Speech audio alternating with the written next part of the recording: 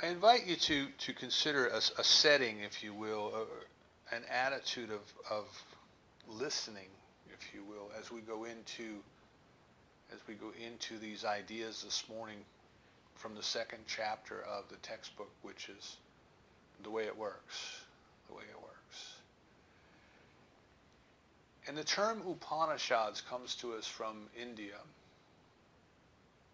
And we know Upanishads as the Indian scriptures, or some of the Indian scriptures, not all. But the term Upanishad literally means at the feet of the master. Remember, in the ancient times, they didn't have schoolrooms like we have today. They didn't have the ability to communicate electronically as we do today. And the teachers of old would go out into the countryside somewhere to an opening, to a hillside, so the teacher could stand in one spot and the students, if you will, could sit at the feet of the master. And they would all be able to see, kind of like we have an auditorium today. You can imagine that. So the idea of the Upanishads is these were lessons or lectures or teachings that were delivered in such a manner, and literally the audience, the people, were learning at the feet of the master. These were the Upanishads. Now, if you bring that idea into the setting of the New Testament, into the setting where we have Jesus giving the Sermon on the Mount. Now, remember, Emmett Fox tells us that Matthew 5, 6, and 7, which contains the Sermon on the Mount, contains the essence of what Jesus taught when he was here on earth. You can consider everything else to be a teaching about Jesus, but what Jesus taught is contained there in the Sermon on the Mount. And it was very similar to the setting for the Upanishads. Here we have a teacher who is on a mount, on a hillside. Here we have people who are sitting at his feet, waiting to get the instruction from the master, learning at the master's feet. And in this setting, in the New Testament times, we have something that was kind of unique to the Aramaic culture, an idiom of the Aramaic culture at that time. Of course, idiom, we use the term idiom as we put words together that have a meaning other than their literal meaning. You have to understand the culture, you have to understand the times before you can understand what it is that the idiom is really telling you. And when Jesus was about to speak to the crowds, he said, "Let he who has ears hear. Let he who has eyes see." Now this is kind of curious if we try to take it literally. Of course, how could someone without eyes or ears see or hear? Certainly if you have eyes and ears, and if you're there, you will hear and you will see. So there must be a different meaning, an idiomatic meaning. And what Rocco Errico, who explains the Aramaic culture to us in his works, what he tells us is that the meaning that Jesus was giving to these words, "Let he who has ears hear and who has eyes see," is that what you are about to witness, what you are about to see and hear, is something that must be experienced at a different level than the ordinary senses. Not just sounds vibrating off the ear or lights vibrating off the eyes. Not just sensory input that's going in, not just ideas that you process with the intellect. But listen with the heart. Listen with the intuition. Listen for the spiritual meaning of the words. Another way of saying this in the New Testament terminology was turn the other cheek. Don't look at it literally, look at it spiritually. Turn the other cheek. So that's why in the opening treatment this morning I invited us to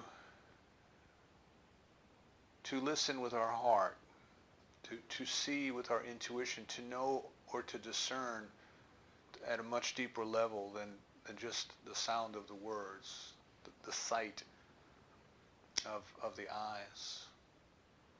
But to really let's get ourselves into the feeling, into the spiritual understanding at a deeper level of the importance of what Dr. Holmes is covering in this second chapter of the textbook. Now we say every January we go back to the basics, we look at the thing itself, we look at the way it works, which is what we're talking about today. We look at what it does, we look at how to use it. But in essence what we're doing is we're going back, we're doing a reset on our belief system and asking ourselves, what do I really believe about God, what God is and how God works, or even the name God. You know, the name God may not even be comfortable for some of us. The divine, or spirit, or nature, or love, or what do we call this thing itself? What is this there? How does it work? Now, when we were children, many of us were in some sort of a catechism class or a Sunday school class or something of that nature, and we learned by rote, the same way that we learned the multiplication tables. We learned by rote. You know, when they said, what is God? We learned that God is spirit. And, you know, what did that mean? What does that mean to a child's spirit? Is it? I remember thinking, did that mean like Casper the Ghost, you know? What is spirit? I don't know that we ever really got a great definition of it. Perhaps today we would look at it and say it's consciousness that does not depend upon the physical form, consciousness that is beyond or before the physical form, consciousness that is not necessarily tied to any specific spiritual form. But we learned that God is spirit. We learned to repeat that, and when the teachers asked us what is God, we would like the good little boys and girls that we were, or some of you were, we would say spirit. And we also learned to say that God is omniscience, omnipotence, omnipresence, all wise, all knowing, all powerful, and everywhere at the same time. Now that is beyond our ability to understand. Our finite minds cannot understand that. We need to listen at a different level. We need to see with different eyes. Because everything we know as human beings has a beginning and a middle and an end. The sun had a beginning, it will have an end. The earth had a beginning, it will have an end. The businesses we work at had a beginning and they will have an end. The houses we live in were built and they will someday be torn down. The very bodies that we use were born and they will someday die. So our human experience is finite. And that which we are considering is infinite. It has no beginning, it has no end. It is omniscience, omnipotence, and omnipresence. And Emma Curtis Hopkins, in her work, cautions us to be very careful not to consider that God is omnipotent, omniscient, or omnipresent. And when I first read that, it really caused me to think, and Emma Curtis Hopkins will cause you to think, believe me. And she said the reason is to say that God is omniscient, omnipotent, and omnipresent would make God a personality, a person. And it is more than that. Dr. Holmes tells us that God, the essence of personality must exist in God, else we wouldn't have personality. But we don't want to consider God to be a personality, but a presence. And again, that goes beyond our intellectual capacity. to understand. How could God be all personality but not a personality? How could God be omnipresence but not omnipresent?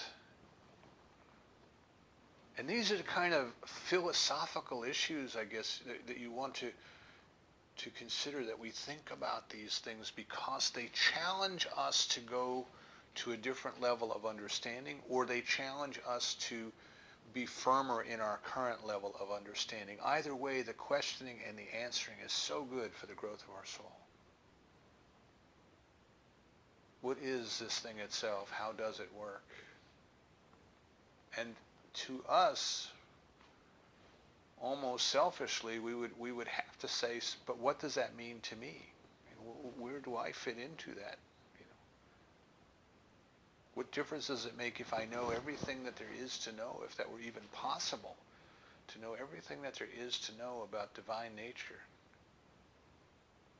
if I wasn't included in that? If it was something out there and I'm over here. So this is why we go back and we mold these things over, but we want to mold them over not just at the level of what the literal meaning of the words might be, not even what the idioms might mean, but we want to allow our hearts, we want to allow our intuition, we want to allow that inner knowing to come into a feeling of what this is that we're talking about. When we were looking at quantum physics in our Skype group a few months ago, and I mentioned it on some of the Sunday talks, the physicists speculate, and there's nothing wrong with speculating. That's how we learn.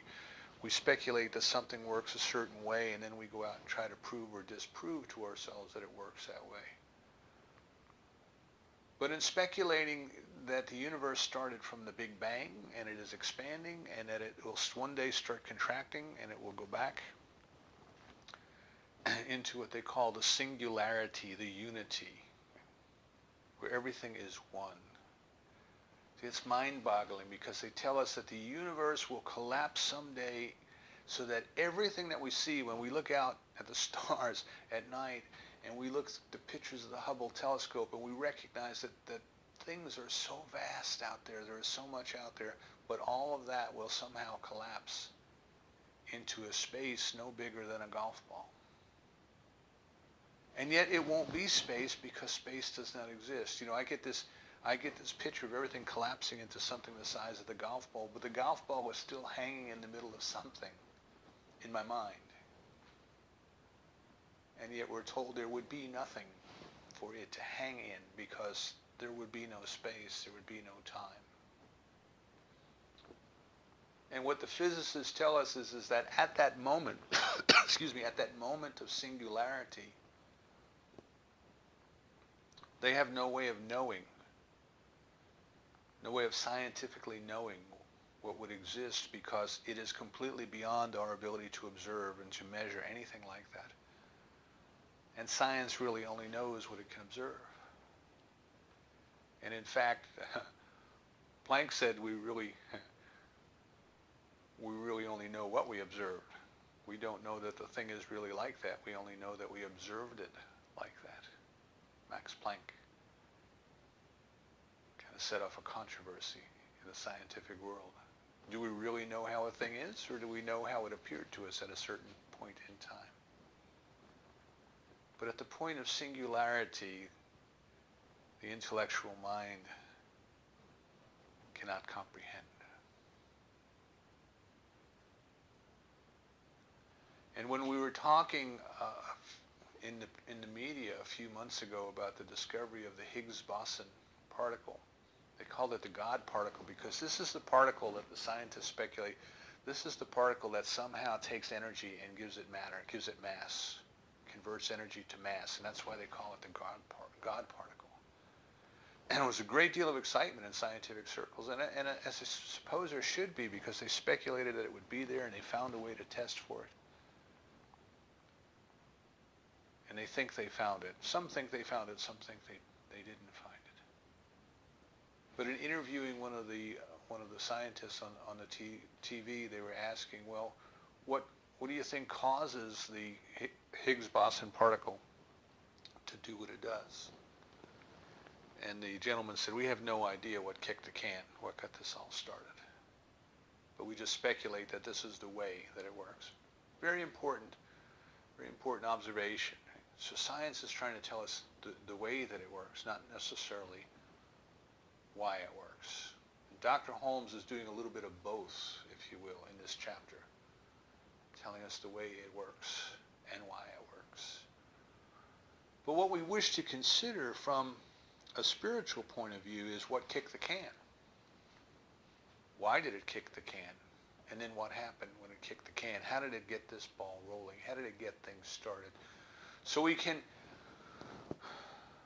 speculate intellectually that there's this singularity before the Big Bang, that there's this point, but not in time because time doesn't exist, and not in space because space doesn't exist, but there is this something that is just one. It is just one. Everything that there is contained in this tiny little space, but it's not a space. But everything that there is there. It defies our understanding. It defies our explanation. And yet, from the spiritual point of view, we would say there is consciousness. There is awareness. The omniscience that was never born and that could never die was there. The omnipotence was there. The omnipresence was there. Perhaps you can go back to some of the creation stories. The one most familiar to us in our culture is the one that's given to us in Genesis that says, in the beginning there was nothing, there was chaos, there was void. But the face of the Spirit moved upon the waters and said, let there be. Let there be stars and planets. Let there be earth and water. Let there be plants and animals. And let there be people. And very important, people who are created in our image and likeness. Like us, conscious. So in the beginning, we have this consciousness, and pure consciousness, and nothing but consciousness. The very essence of what it is, the thing itself. But through an act of will and volition, through a decision, through an intention, it kicked the can. It started the creative process. The mythologies put it in terms of the divine spoke its word.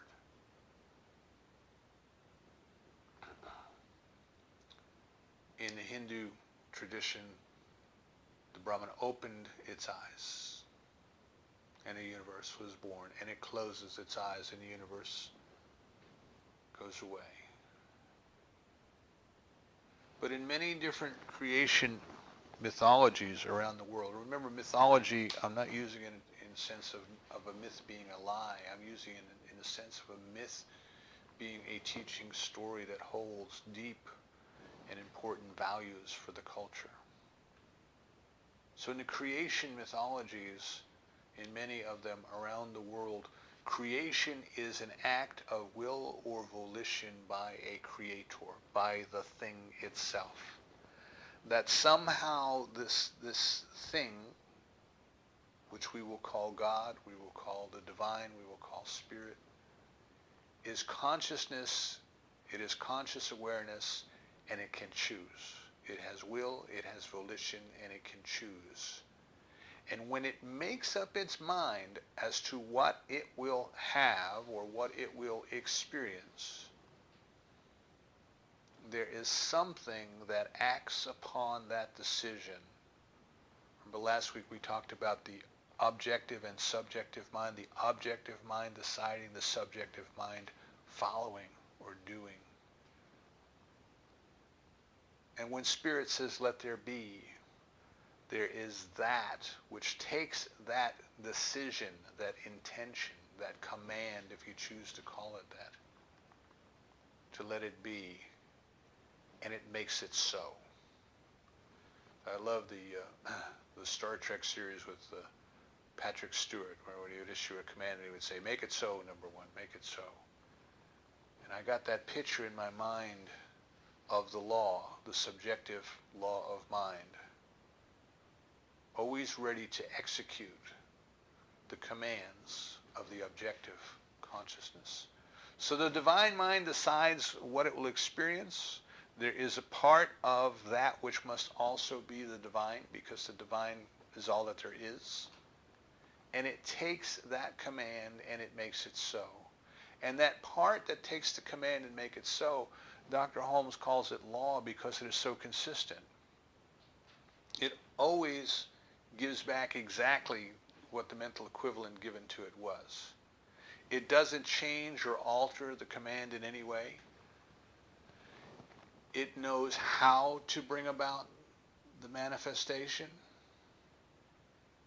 but it never changes the essence of the manifestation.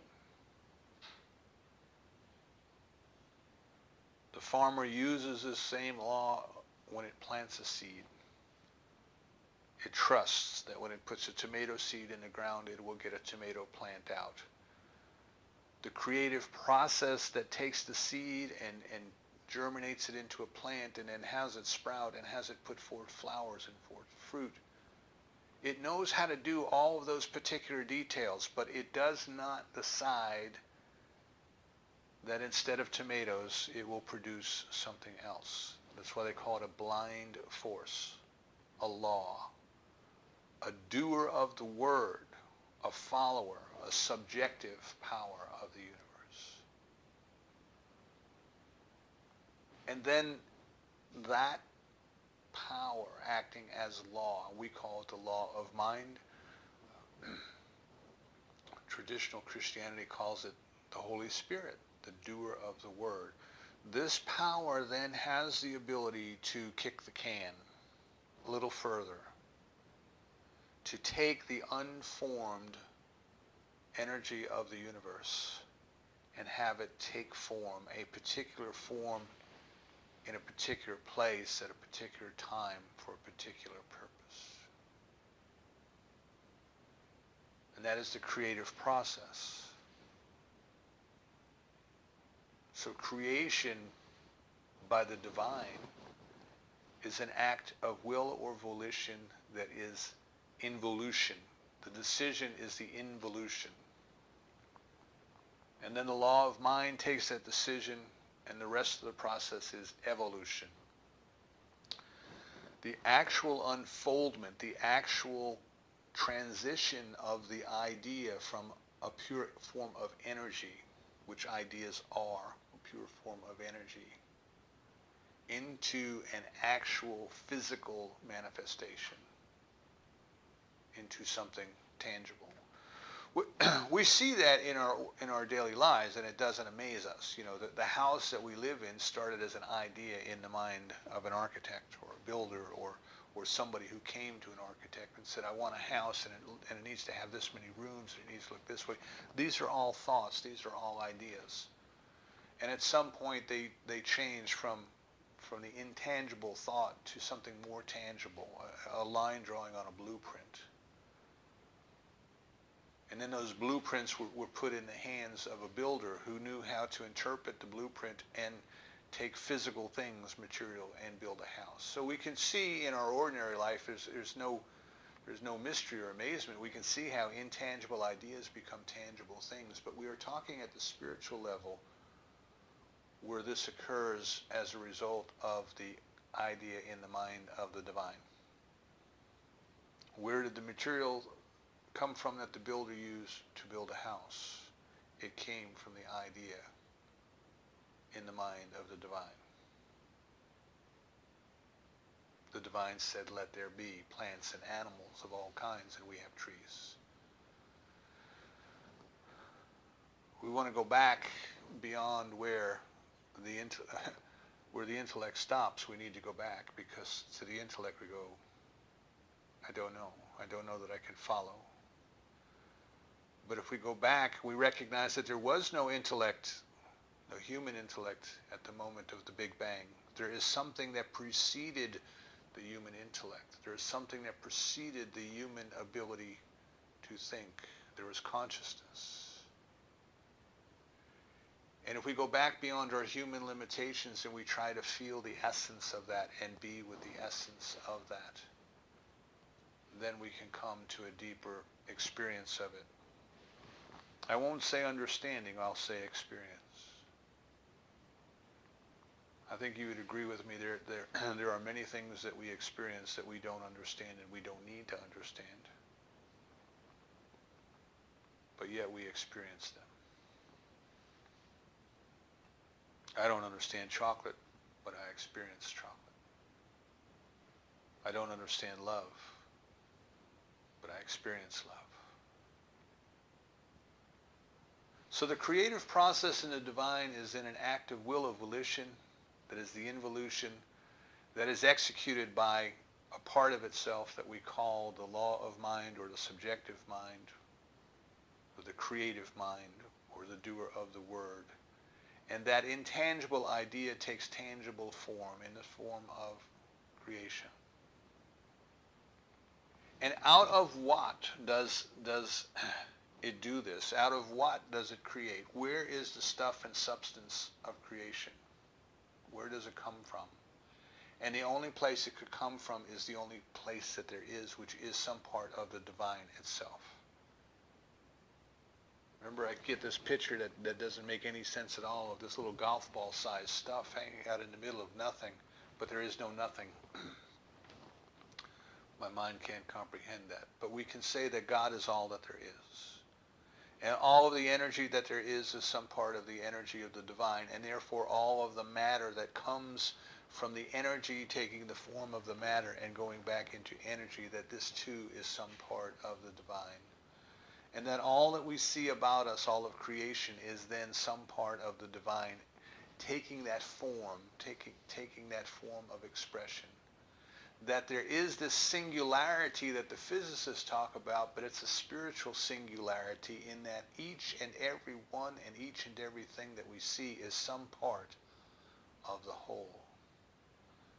So the very bodies that we have are the dust of the earth taking the form of a body temporarily while we are here, while we are in need of a vehicle here. But the consciousness that we are, the consciousness that animates the bodies, is not created by the body. But rather the consciousness that we are is some part of that original consciousness, some part of that divine consciousness, some part of spirit knowing itself as us. Everything that is animated, the spirit animates, God animates. Everything that is conscious is the consciousness of God appearing at that point in time in that particular way. Dr. Holmes asks us to consider that out in Colorado there's a valley in which there are many little geysers and springs bubbling up. And the source of those springs is a reservoir high up in the mountains. And there's a big, big pool of water up there. And there's a lot of water in there and a lot of pressure for the water to get out. And there are little cracks in the bottom of the reservoir, little channels that come down through the mountain, and they come into this valley. And that water finds outlets in this valley, and it comes up in different places, and it comes up in different ways. And in some places it comes up very high, and in other places it's very low. In some places it comes up and it might be, the stream might be very big around, and in other places it might be very tiny, a squirt coming up. Some places the water, the flow is of great volume, in other places it may be just a trickle.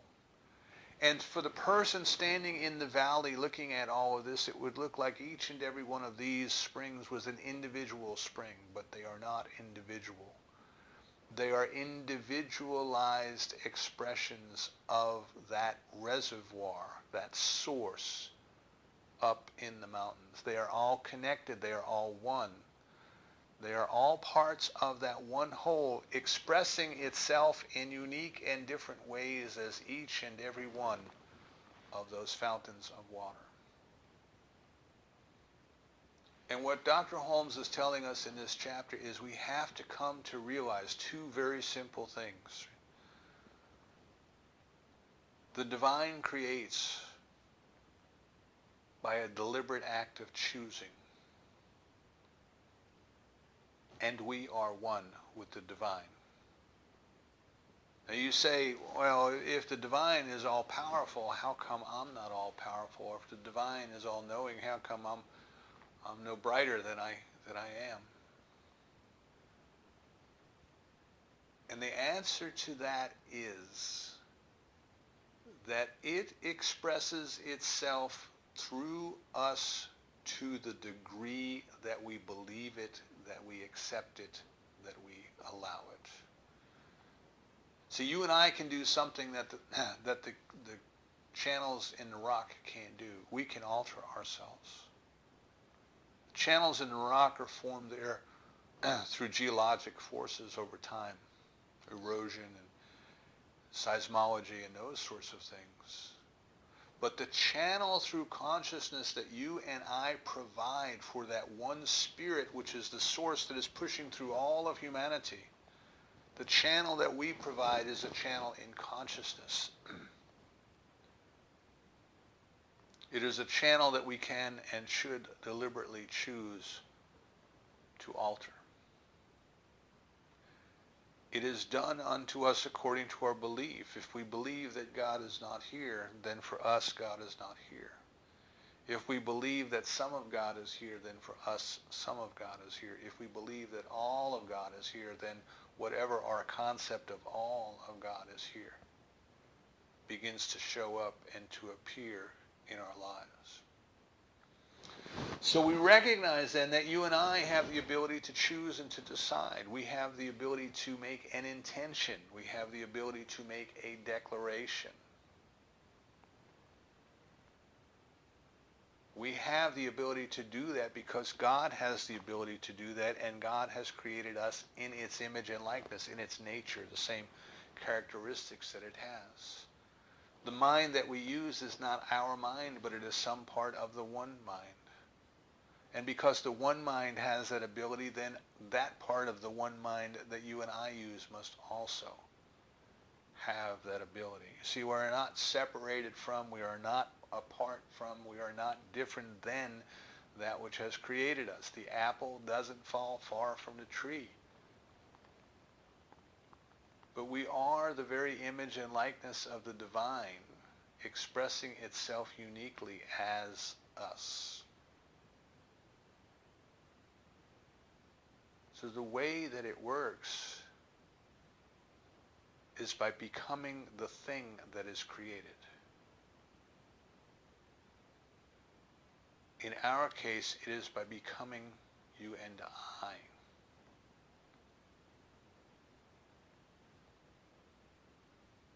Now, this is not to say that you and I are all that God is, for God is us and so much more.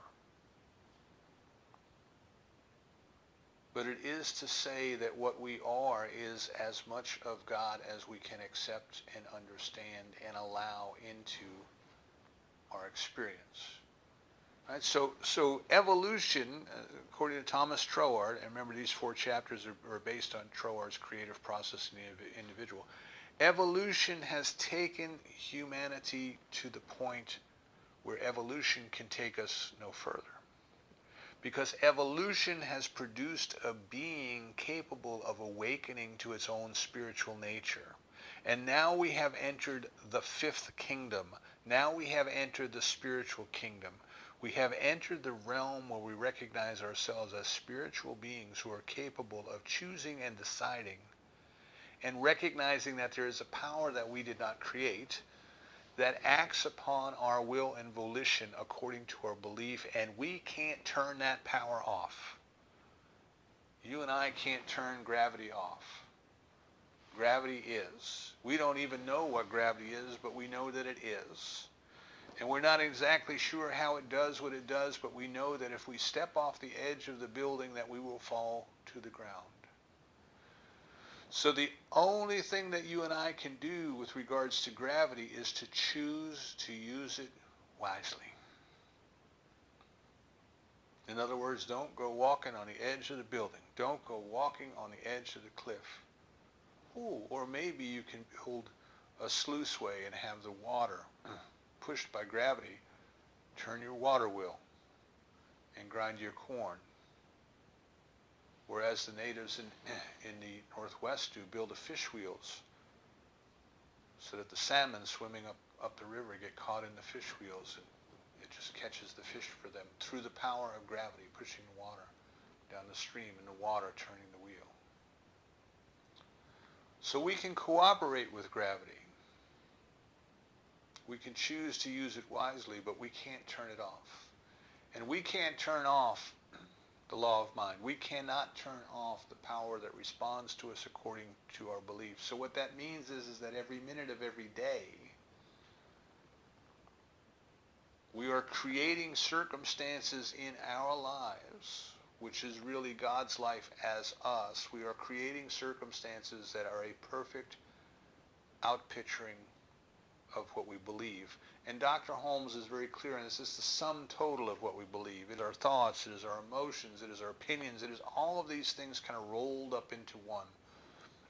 This is why we always tell people, don't go looking for that one idea that caused a particular problem, because it's not likely one idea. It's likely a combination of ideas. So what we wish to do is we wish to discover more of what God is and how God works. But it's not an intellectual exercise, because it is something that is beyond words. That which is beyond words, but from which words come. It is beyond intellectual capability of knowing. But yet it is. It is. So the only way that we will know it is by experiencing it. The lectures, the books, the tapes, the meditations, the treatments, the prayers, all of these things can get ourselves into the mindset of experiencing it, but we must experience it. If we don't experience it, we don't know. Dr. Holmes said you only know what you can do. You may know about it, but you don't know it. You can read all about what it's like to fly a plane, but unless you take flying lessons and actually have the controls in your hand, you don't know how to fly a plane. You only know about flying a plane. So what we want to do is we want to know the divine personally. We want to know the divine intimately, and the only place that we are going to find that is right here within, not out there. The only place that we come into direct contact with the divine is in our consciousness, where we are. So this is why we want to actively work with the law. We want to actively cooperate with the law. And a prerequisite of that is we have to get a handle on what's going on between our ears. Because there's so much going on. There's so much distraction. There's so much going on in there.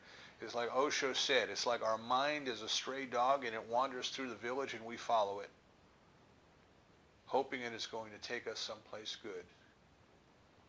And we must recognize that we can't do that. Because if we allow our minds to wander and we follow it, what we will be demonstrating in our lives is going to be that kind of clutter, that kind of chaos. We want to learn to still our mind. We want to learn to focus our mind, and we want to learn to choose and to choose wisely. We want to learn to begin with that act of involution, the decision within mind, and we want to change our mind and keep it changed. Important. We can't 1 minute say, I declare health for me, and then the next minute go to thinking unhealthy ideas. We can't 1 minute declare prosperity in our lives, and the next minute go to complaining about lack and limitation and how bad it is. We must change our mind and keep it changed.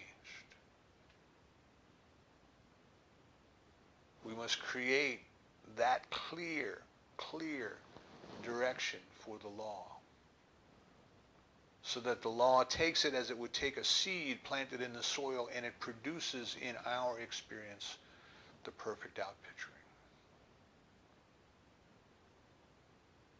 And the only way to do it is through practice. So I invite you this week and this year, I invite you to make this your year of experiencing God at a deeper level through your practice, through your deliberate choice. Choose an area of your life that you would like to see something change in. And begin by recognizing what that area is in terms of God. Is it your finances? Well, God is perfect abundance. Just look at the universe. Can you believe that the omniscience knows how to demonstrate itself in your life without lack and limitation? Do you believe that there's a power in the universe that knows how to eliminate from your consciousness every and any idea of lack and limitation? And can you choose to work with that power and stay with it until the demonstration is made? And the evolution of the universe as we know it has been going on for 15 billion years. Evolution is taking place in your spiritual life every minute of every day and will continue forever. But you must work with it, because you cannot escape its activity. If you are giving it a hodgepodge of confused beliefs and thoughts and contradictory statements and all of these other little voices that are going on in your head, then that's what you will get in your life. So I invite you this week, take one area. Don't take something so huge that you know you have trouble believing it. Take something easier for you to believe, right? It's done unto you according to your belief. Find something that you can believe can and will change in your life and take it up in your spiritual practice. Catch yourself being the activity of God. Catch the activity of God expressing itself as you. Catch the law in operation. Catch the power as it is unfolding through you. Listen to your heart and to your intuition and catch it being right. And go with it. And if it's not right, if it turns out you follow something and it turns out not to be right, go back and try again. You will gain clarity. You will gain clarity over time. You will learn to separate what the ego is pretending to be your intuition and what your true intuition is. You will start to receive that guidance that comes at a level that is not through the ears or through the eyes. So quite simply, the way it works is it works by a thought, an involution, evolving into a fact, the evolution. And it works through us and as us because we are part of it. But it does so according to our belief. Expand your belief. Change your belief. Change your thinking. Change your life. Turn away from all the distractions of the world. Turn away from all the arguments on the news channels. Turn away from all of that nonsense and do the most important thing that you can do, and the only thing that you can do. The thing that only you can do, excuse me. For we know of no other creature on earth that can do it. But become aware of what you are aware of. Take control of those thoughts. Let the ones that would produce weeds go away. And let the ones that would produce fruit, good things in your life, let them blossom. That's the only way that you'll ever know that it's there and that it works. The rest will be speculation. I don't think we want to speculate about God. I think we want to experience God. Let this be the year that we do so. And so it is.